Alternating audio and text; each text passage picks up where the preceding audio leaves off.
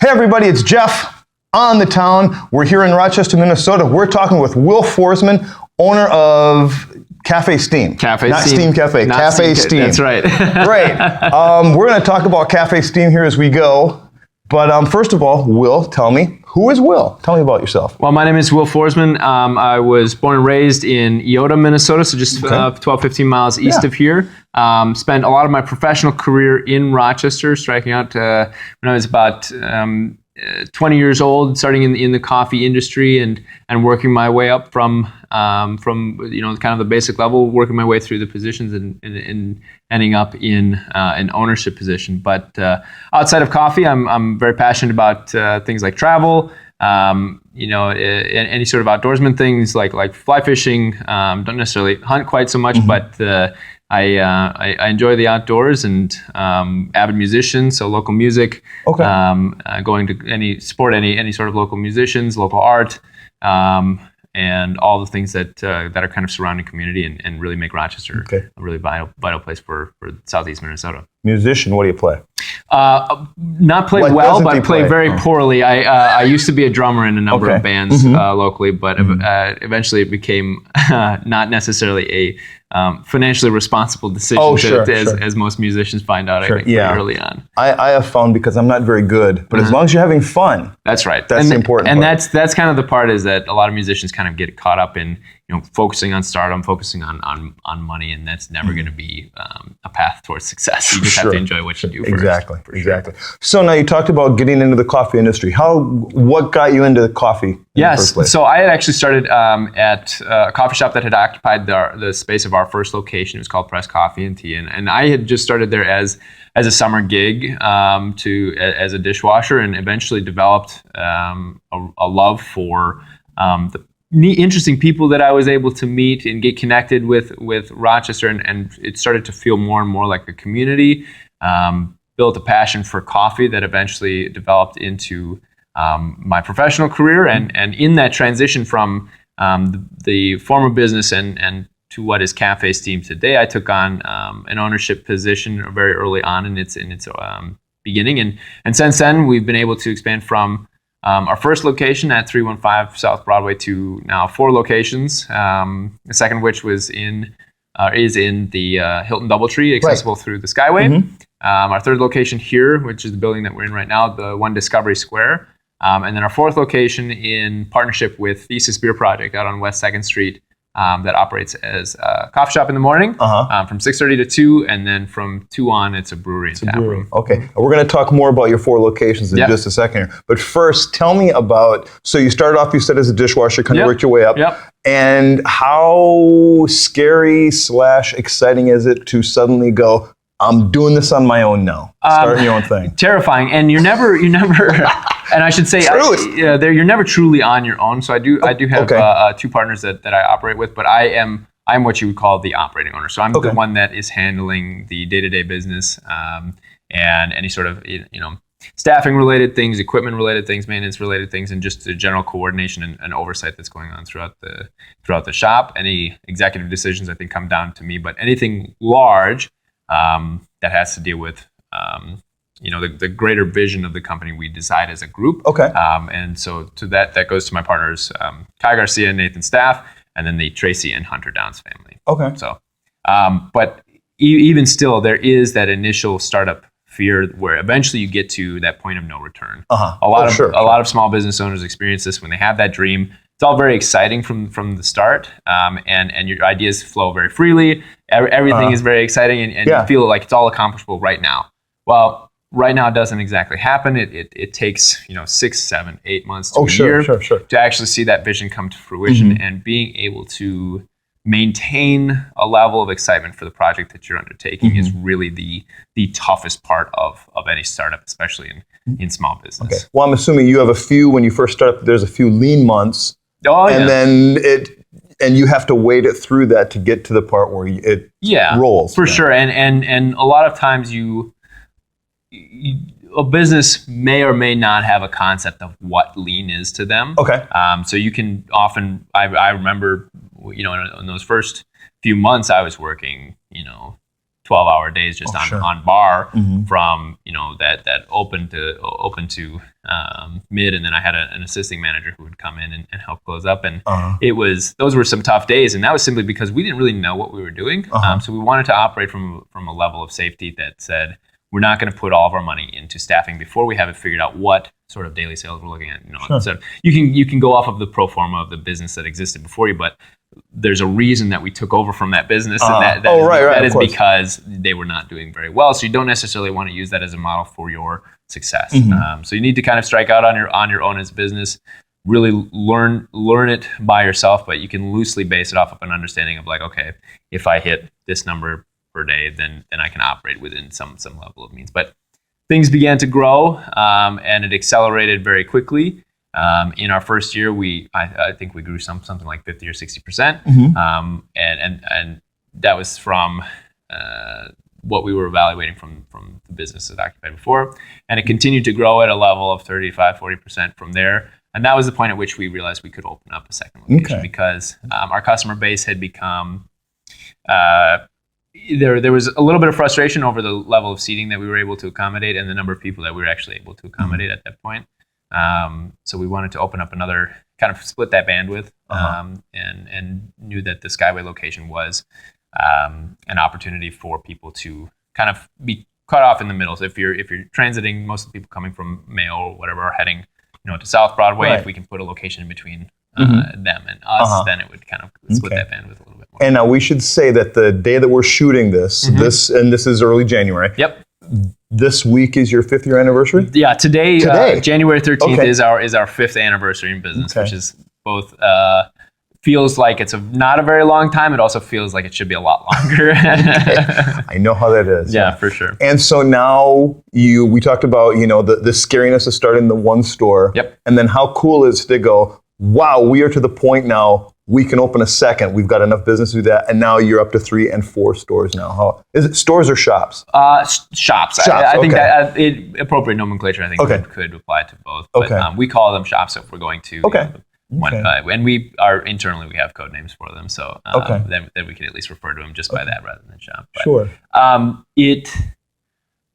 listened to a TED talk recently about this concept of imposter syndrome, to wonder whether or not the role that you're fulfilling is really suited to you, and this sense that suddenly when we get to a position or a role and we're fulfilling it, we think, should we really be here? And that definitely felt a lot more of that in the opening of the second store, because we had seen such an aggressive growth, and we're really wondering, is opening up a second store the right option?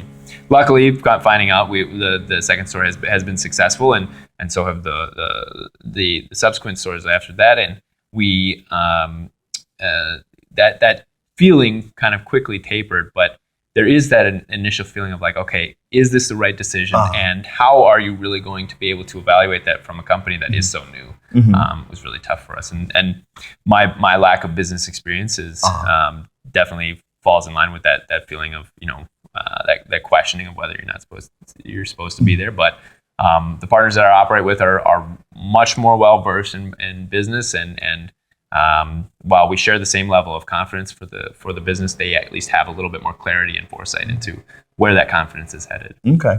Now, when we first met, we had an interesting discussion, and we met a month and a half ago for the first time, and we had an interesting discussion because there are so many coffee shops here in Rochester. Sure. I mean, there's the big chains, obviously. Every gas station sells, a cup of coffee, and McDonald's, whoever. Coffee, And I just found it interesting. Your answer is, how did you manage to find your niche amongst all of those and not get strangled out? I think for us specifically, it translated into being ourselves, not trying to be something that everybody else was doing. And there are some pretty stark differences between Caribou and Starbucks, and let's say Mocha. Now they're becoming kind of a chain, and they are focusing perhaps on the speed and the quantity of drinks that they can produce, rather than focusing on the quality. Now, there does need to be a level of efficiency when you are making drinks that is catering to your customers' needs. So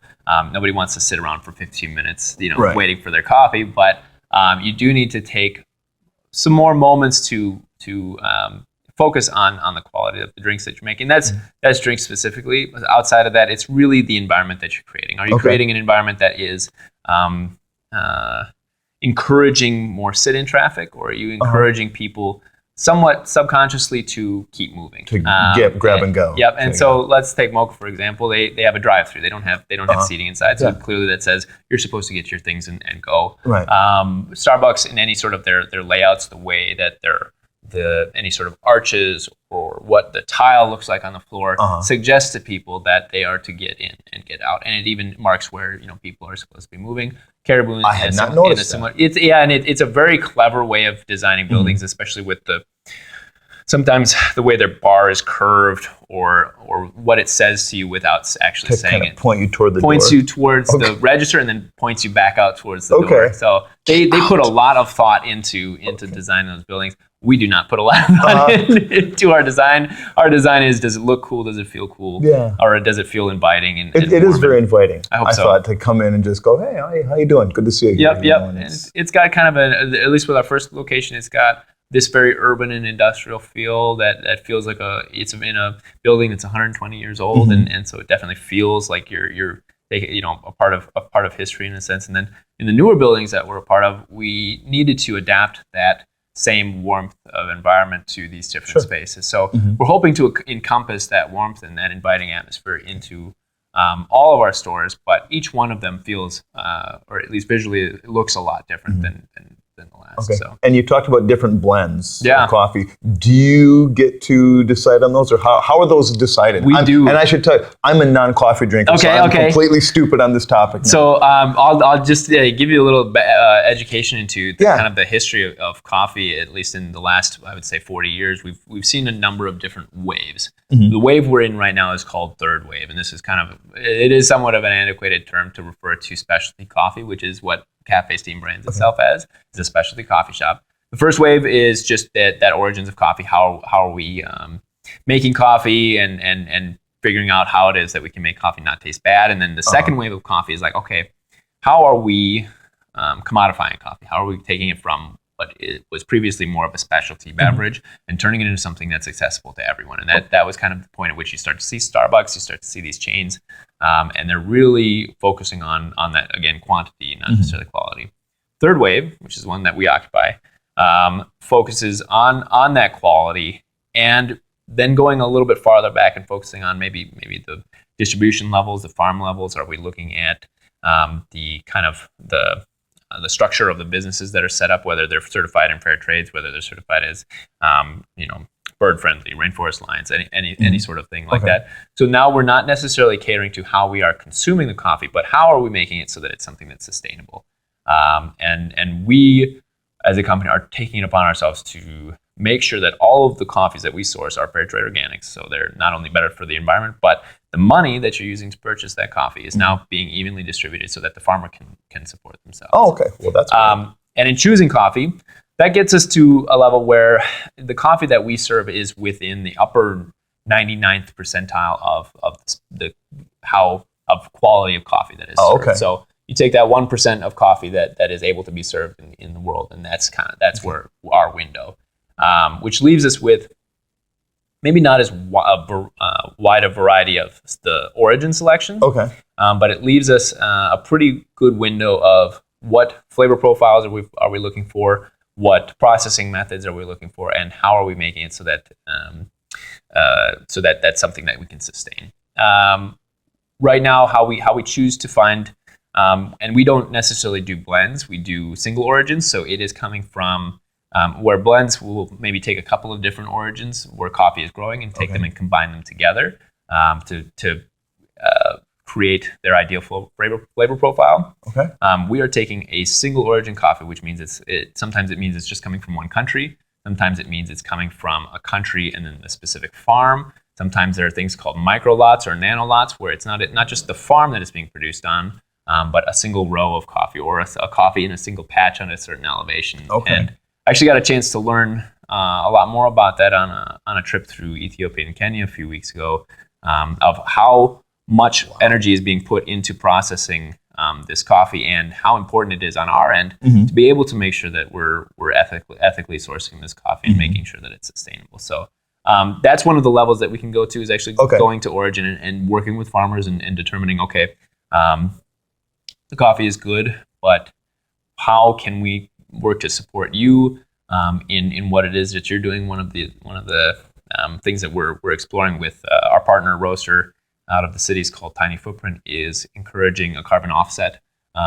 initiative, so that there's a dollar amount associated with every square pound or a cubic foot of carbon that they're working to reduce. So that can come in any different form, whether it is using less water, using less gasoline in the trucks that they're using to transport things, or promoting intercropping, biodiversity in what they're planting amongst their coffee trees, whether it's false banana in Ethiopia, whether it's macadamia nut in Kenya, but showing that now the carbon that's being created by roasting processes or any sort of the processing and production of the green coffee itself at the farm is now being negated and has an offset associated with it. So choosing coffee, we will do a cupping once a month with our baristas and we were just up there last Friday at our roastery choosing some coffees that we were considering serving for the coming season.